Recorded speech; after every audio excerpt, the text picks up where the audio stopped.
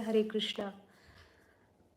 वांछाकल्पतरुभ्यश्च कृपा सिंधु भैवच पतितानां पावनेभ्यो वैष्णवेभ्यो नमो नमः। वैष्णव ठाकुर की जय, समस्त वैष्णव वृंद की जय, श्रीमद् भगवद गीता की जय। चैप्टर 3 है हमारा कर्म योग। कर्म योग, इसमें भगवान कह रहे हैं, अभी अर्जुन स्टार्ट करेंगे। हम पहले भी पढ़ रहे थे, हमने चैप्टर 1 फिनिश किया, देन चैप्टर 2 फिनिश किया, गीता का सार। अभी हमारा चैप्टर 3 है कर्म योग। समझ में ही आ रहा होगा कि कर्म योग यानी कि कर्म के बारे में भगवान करना सिखा रहे हैं। तो यहाँ पे है अर्जुन, पहला श्लोक अर्जुन बोल रहे हैं, भगवान से कह रहे हैं, हे जनार्दन, हे केशव, यदि आप बुद्धि के सकाम कर्म से श्रेष्ठ समझते हैं, बुद्धि के सकाम कर्म को कर्म से श्रेष्ठ समझते हैं, तो फिर आप मुझे इस घोर युद्ध में क्यों लगाना चाहते हैं। अर्जुन बहुत सुंदर प्रश्न कह रहे हैं कि यदि आप बुद्धि को, हमारी बुद्धि को सकाम कर्म से श्रेष्ठ समझते हैं, तो फिर आप मुझे इस घोर युद्ध में क्यों लगाना चाहते हैं। बहुत सुंदर प्रश्न पूछा अर्जुन ने। हमने पहले इस श्लोक में भी हमने पहले भी पढ़ा था, तो भगवान अर्जुन को बोल रहे थे कि तुम्हें कर्म से नहीं भागना है, अपनी सारी चीज़ों को बैलेंस करते हुए अपने कर्म पे फोकस करना है। ऐसा नहीं है कि तुम अपने कर्म को छोड़ के बाकी चीज़ों पे ध्यान दे रहे हो, है ना, लेकिन तुम्हें अपने कर्म को प्रधानता दे के बाकी सारे कार्य को करना है। तो अर्जुन इसीलिए बोल रहे हैं कि भगवान, जब आप बोल रहे हैं कि बुद्धि के सकाम कर्म को से कर्म श्रेष्ठ है, तो फिर मुझे आप क्यों लगाना चाहते हैं इस घोर युद्ध में, मुझे क्यों युद्ध करने के लिए आप प्रेरित कर रहे हैं। आपके व्यामश्रित उपदेशों से मेरी बुद्धि मोहित हो गई है। आपने जो जो मुझे ज्ञान दिया, मेरी बुद्धि मोहित हो चुकी है। अब मैं जो मेरे डिसीजंस हैं, मैं उनको नहीं ले पा रहा हूँ। अब आपने मुझे मोहित कर लिया है, मुझे हर लिया है कि भाई जब आत्मा का ही सारा रोल है, शरीर का कोई रोल ही नहीं है, तो मैं क्यों युद्ध करूँ। इससे अच्छा मैं कोई संन्यास लेके आराम से जो है साधना में लग जाऊं। मैं क्यों करूं युद्ध, क्यों इस ऐसे काम में अपने आप को इंगेज करूं। और मुझे बताइए कि मैं इनमें से मेरे लिए सर्वाधिक श्रेष्ठकर क्या है।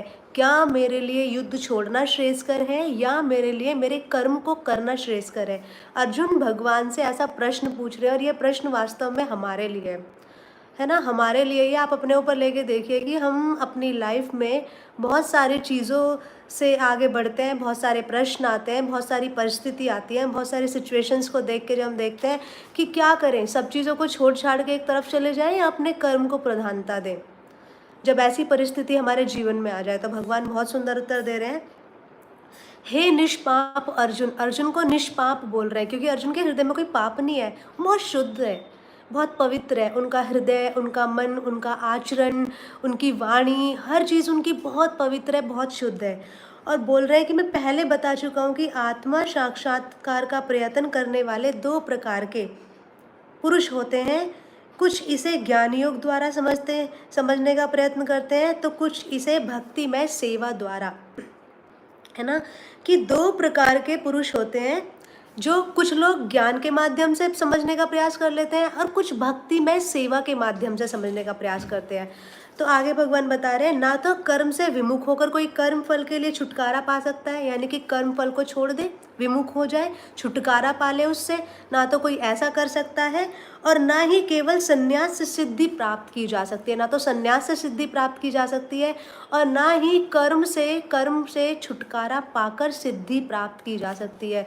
बहुत ही क्रिटिकल सिचुएशन है, बहुत ही ज़्यादा गंभीरता के साथ समझने वाली बात है कि यदि हम संन्यास ग्रहण कर लें सारी चीज़ों को छोड़ के, तो भी हम भगवान को प्राप्त नहीं कर सकते डायरेक्टली अपने कर्मों का परित्याग करके। अगर हम सिर्फ ज्ञान ज्ञान ज्ञान ज्ञान ज्ञान अर्जित कर ले, तो भी हम भगवान को सिर्फ प्राप्त नहीं कर सकते, है ना, अपने कर्मों को छोड़ के। लेकिन भगवान बोल रहे हैं कि या तो ज्ञानमय सेवा के माध्यम से या भगवान की भक्तिमय सेवा के माध्यम से भगवान को प्राप्त किया जा सकता है। 2 प्रकार के लोग होते हैं, या तो वो मुझे ज्ञान के माध्यम से जानते हैं, फिर प्रेम उत्पन्न करते हैं, या भक्ति के माध्यम से जानते हैं, भक्तिमय सेवा के माध्यम से, तो उनका प्रेम उत्पन्न होता है। आगे भगवान बोल रहे हैं, प्रत्येक व्यक्ति को प्रकृति से अर्जित गुणों के अनुसार विवश होकर कर्म करना पड़ता है। कोई भी क्षण भर के लिए बिना भी कर्म किए बिना नहीं रह सकता। प्रकृति के 3 गुण, सतोगुण, रजोगुण, तमोगुण, इन तीनों में रहकर, इन तीनों, क्योंकि हर कोई इन तीनों से निकल के आया है। ऐसा नहीं है कि कोई स्टार्टिंग से ही सतोगुण में था, रजोगुण में ही था। हर किसी के अंदर तीनों गुण रहते हैं। लेकिन हमारे ऊपर डिपेंड है कि हम कौन से गुण को अपने अंदर कितना हावी होने देते हैं। क्या हम तमोगुण को बहुत हाई रखते हैं, सतोगुण को हाई रखते हैं, रजोगुण को हाई रखते हैं? Depend on our association, totally हमारे ही उसके ऊपर डिपेंड करता है। तो भगवान बोल रहे हैं कि हर व्यक्ति इन तीनों गुणों में तैरता रहता है, इन तीनों गुणों में हर व्यक्ति रहता है। कोई भी एक क्षण के लिए भी कर्म किए बिना नहीं रह सकता, हर कोई कर्म में लगा रहता है, कोई कुछ ना कुछ कर्म करता है। कोई ऐसा है आपने किसी को देखा है कि कोई कर्म ना कर रहा हो? अभी मैं भी यहाँ पे बैठी हूँ तो मैं भी कुछ ना कुछ कर्म कर रही हूँ, आप भी अपने घर में बैठे हैं, कुछ देख रहे हैं, सुन रहे हैं, पढ़ रहे हैं, तो वो भी एक कर्म कर रहे हैं। तो कोई भी व्यक्ति कर्म किए बिना नहीं रह सकता एक क्षण के लिए भी। तो ये बात तो माइंड से निकाल दो कि कर्म में क्यों फंसना है। हर कोई कर्म कर रहा है किसी ना किसी माध्यम से। हाँ, जो कर्म इंद्रियों के वश में, या तो जो कर्म इंद्रियों को वश में तो करता है, किंतु जिसका मन इंद्रिय विषयों का चिंतन करता रहता है वह निश्चित रूप से स्वयं को धोखा देता है और मिथ्याचारी कहलाता है। भगवान बता रहे कि कर्म तो कर रहे हैं, कर्म को छोड़ने की भी कोशिश कर रहे हैं, भगवान को प्राप्त करने की भी कोशिश कर रहे हैं, ज्ञान में अर्जित की कोशिश करने की कोशिश कर रहे हैं, लेकिन वो व्यक्ति जो अपनी कर्म इंद्रियों को वश में रखने की कोशिश कर रहा है कि हाँ मुझे मेरे सेंसेस पर कंट्रोल है, मुझे मेरे सेंसेस पर कंट्रोल है, मैं संभाल के रख रहा हूँ, मैं इस कार्य को अपने आप में नहीं लगा रहा हूँ, अपने आप को यहाँ नहीं फंसने दे रहा हूँ, है कोशिश कर रहा है ऐसी, लेकिन फिर भी जिसका मन तो वही है, मन फिर भी काश मैं भी ये कार्य कर लेता, अरे मैंने क्यों अपने आप को बांध के रखा है, मैं भी क्लब में जाता, मैं भी पब में जाता, मैं भी 2-4 गर्लफ्रेंड बना लेता, या मैं भी ऐसा कार्य कर लेता। मन तो वही घूम रहा है, लेकिन कोशिश कर रहे हैं कि नहीं मैं ना करूं, मैं ना करूं। लेकिन हमारा मन, बहुत बड़ी बात है अपने मन पर विजय पाना। इन सारी इंद्रियों में सबसे ज़्यादा हावी हमारा मन होता है हमारे ऊपर। अगर हमने अपने मन पे विजय पा लिया, अपने मन को अपने वश में कर लिया, तो फिर हमें किसी चीज़ की भी आवश्यकता नहीं पड़ती वश में करने की, सब कुछ अपने आप वश में हो जाता है। क्योंकि ये मन अभी यहीं बैठा है, अभी बैठा है यहाँ पे, और सुनते सुनते, आप लोग सुनते सुनते ये मन कहीं और पहुँच जाएगा। अभी यहाँ बैठा है विदेश में पहुँच जाएगा, हाँ अभी आप अपने घर बैठे वृंदावन धाम में आ जाएगा। तो मन, तन आपका कहाँ है मैटर नहीं करता, लेकिन मन कहाँ है वो बहुत ज़्यादा मैटर करता है। तन कहीं भी सही, लेकिन मन शुद्ध विचारों में है, पवित्र विचारों में है, मन पवित्र जगह पर है, तो फिर आप अपने आप को स्वयं बहुत अच्छी डायरेक्शन में लेके जा सकते हैं, और आप अपने आप को फिर धोखा नहीं देते हैं, बल्कि क्या करते हैं, एक अच्छे भक्त बन पाते हैं। लेकिन जो अपने कर्म इंद्रियों को वश में करने का प्रयास करता है, लेकिन मन इधर उधर इंद्रिय विषयों में भटकता रहता है, इधर उधर मन जाता रहता है, तो वो अपने आप को वास्तव में धोखा देता है। कोशिश कर रहा है लेकिन मन तो फिर भी गलत आचरण में है, मन तो गलत जगह पे लगा हुआ है, तो अपने आप को धोखा देने वाली बात है। तो हमें क्या करना है, अपने मन को ही कंट्रोल करना है। और मन को कंट्रोल कैसे किया जा सकता है, भगवान आगे बताएंगे। सिर्फ और सिर्फ अभ्यास के माध्यम से इस मन को हम कंट्रोल में कर सकते हैं, और कोई माध्यम नहीं है। बहुत ज्ञान अर्जित करके मन वश में नहीं होगा, मन सिर्फ वश में होगा भगवान से एक संबंध बनाने पर, नित्य हरिनाम का अभ्यास करने पर अपने मन को हम वश में कर सकते हैं। दूसरी ओर यदि कोई व्यक्ति, निष्ठावान व्यक्ति अपने मन को द्वारा कर्म इंद्रियों को वश में करने का प्रयत्न करता है और बिना किसी आसक्ति के कर्म योग में प्रारंभ करता है, तो वह अति उत्कृष्ट है। पहला व्यक्ति वो जो मन कर्म इंद्रियों को वश में तो करता है, लेकिन मन उसका इधर उधर भटकता रहता है, इंद्रिय विषयों का ही चिंतन करता रहता है कि काश मैं इस प्रकार अपने आप को ये वाली चीज़ को भोग लेता, इसको भोग लेता, ऐसे कर लेता। मन कभी गलत उधर जा रहा है, इधर जा रहा है। एक तो व्यक्ति वो हो गया। एक व्यक्ति वो जो व्यक्ति ऐसा है कि जो कोशिश कर रहा है लेकिन फिर भी इंद्रिय विषयों में घूम रहा है मन के माध्यम से, तो वो अपने आप को धोखा दे रहा है। दूसरा व्यक्ति जो अपनी कर्म इंद्रियों को वश में तो करने की कोशिश कर रहा है, लेकिन प्रयत्न करता है, लेकिन बिना किसी आसक्ति के कर्मयोग कर रहा है। अब बिना किसी आसक्ति के, इंद्रिय विषयों की कामना से नहीं, लेकिन बस हाँ मुझे करना है क्योंकि मेरा ये कर्तव्य है, मैं इस कार्य को कर रहा हूँ, ये मेरा कर्तव्य है, ये मेरा सौभाग्य है कि मुझे कार्य मिला, मैं हर कार्य को कर रहा हूँ क्योंकि मेरी जिम्मेदारी है, मुझे ये करना है, अपने कर्तव्य का पालन करना है, और मुझे इसका क्या फल मिलने वाला है मुझे फ़र्क नहीं पड़ता, वो सब भगवान को समर्पित है। जो ऐसा व्यक्ति है उसका जो पद है वो बहुत उच्च है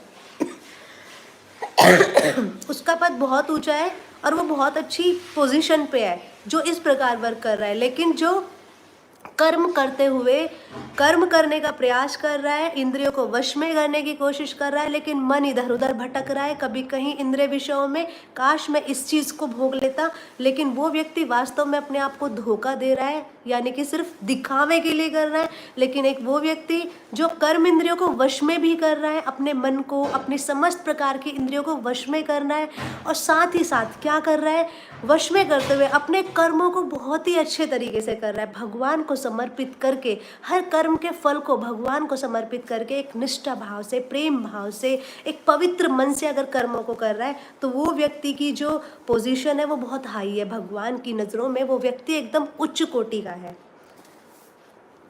आगे एक लास्ट श्लोक और कर लेते हैं हम। आगे भगवान कह रहे हैं कि तुम अपना नित्य कर्म करो, क्योंकि कर्म ना करने की अपेक्षा कर्म करना श्रेष्ठ है। कर्म के बिना तो शरीर निर्वाह भी नहीं हो सकता। तो अर्जुन बोल रहे थे ना कि मैं कर्म ना ही करूँ तो ज़्यादा अच्छा है। तो भगवान वही बता रहे हैं कि तुम जो अपना नियत कर्म है, जो तुम्हारा कर्म है युद्ध करना, तुम्हें तुम्हारा कर्म यहाँ पे युद्ध करना है अर्जुन, तो तुम युद्ध करो, क्योंकि कर्म ना करने की अपेक्षा कर्म करना श्रेष्ठ है। कोई व्यक्ति अगर कुछ नहीं करता है, अगर कुछ नहीं करता है, उससे श्रेष्ठ है कि वो कोई ना कोई कर्म करे। अपने आप को हर चीज़ से छुटा कर बैठ जाना, कर्मों से भाग जाना, हाँ, अपने आप को हर कर्तव्य से अपना पीछा छुड़ा लेना, उससे बेटर है कि कर्म करे, चाहे उसका फल कुछ भी उसको मिल रहा हो सकता है आज सक्सेसफुल नहीं हो रहा हो, कल सक्सेसफुल हो जाए, कल नहीं हो रहा हो, परसों हो जाए। तो समय, हर चीज़ का एक समय होता है, समय के अनुसार आपको हर एक चीज़ मिल जाती है। तो कभी भी ये नहीं सोचना चाहिए कि मैं तो इस चीज़ में सक्सेसफुल नहीं हो पा रहा हूँ, या मैं तो नहीं कर पा रहा हूँ, तो इससे अच्छा छोड़ छाड़ के बैठ जाओ। नहीं, कुछ ना करने से अच्छा है कि करते रहिए, धीरे धीरे उसका रिजल्ट भी दिखना शुरू हो जाता है। तो एक और बहुत अच्छी बात है यहाँ पे,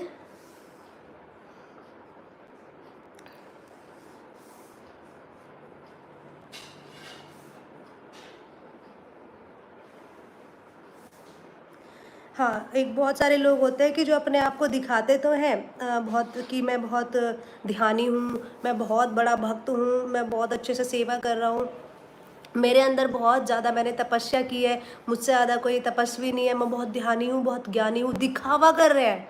लेकिन वास्तव में मन उसका इंद्रिय विषयों में भोग रहा है, मन उनका लालसा में पड़ा हुआ है, इंद्रियों को भोगने की लालसा में पड़ा हुआ है। ऐसे व्यक्ति भगवान को पसंद नहीं है, ऐसे व्यक्ति भगवान को नहीं, भगवान को बहुत ही सिंपल, साधारण, सीधे साधे भक्त पसंद है अपने, जो कि कोई दिखावा छल कपट ना करते हों, जिनका हृदय एकदम शुद्ध हो, जो शुद्ध भावना से हर कार्य को करते हो। तो वही चीज़ बोल रहे हैं कि जो ऐसा दिखावा करते हैं कि मैंने अपने सर्वस्व का त्याग कर दिया है और मैं अब जो है ध्यान के लिए, योग के लिए बैठ गया हूँ, और ऐसे व्यक्ति भगवान को नहीं पसंद है। बल्कि उनको तो जो अपना कर्म कर्तव्य पालन कर रहे हैं, भगवान को सेंटर में रख के एकदम शुद्ध भाव से, पवित्र हृदय से, वो भगवान को पसंद है। तो हमने 3rd चैप्टर के 7th 8 श्लोक कर लिया है, बाकी हम कंटिन्यू करते हैं कल। हमें कौन से कर्म करने चाहिए जिससे हम प्रकृति के 3 गुणों से ऊपर उठ सके? ऑब्वियसली हमें हमें अच्छे कर्म करने चाहिए। हाँ, प्रकृति के 3 गुणों से कैसे उठेंगे हम ऊपर? जब हम झूठ नहीं बोलेंगे, जब हम क्रोध नहीं करेंगे, जब हम किसी चीज़ की लालसा नहीं करेंगे, बस श्रद्धा के साथ, एक शुद्ध भाव से, पवित्रता के साथ अपने कर्तव्य का पालन करते रहेंगे। और सारे कर्तव्य को किसको सौंप के करेंगे? भगवान का है। मेरा हर कार्य भगवान को समर्पित है। मैं जॉब भी कर रहा हूँ तो भगवान को समर्पित है, और मैं अगर कुछ खा भी रहा हूँ तो, बना भी रहा हूँ तो भगवान को समर्पित, फिर मैं बना रहा हूँ, फिर मैं खा रहा हूँ, सारी चीज़ें भगवान के लिए अगर हम करते हैं, हर कार्य का श्रेय भगवान को देते हैं।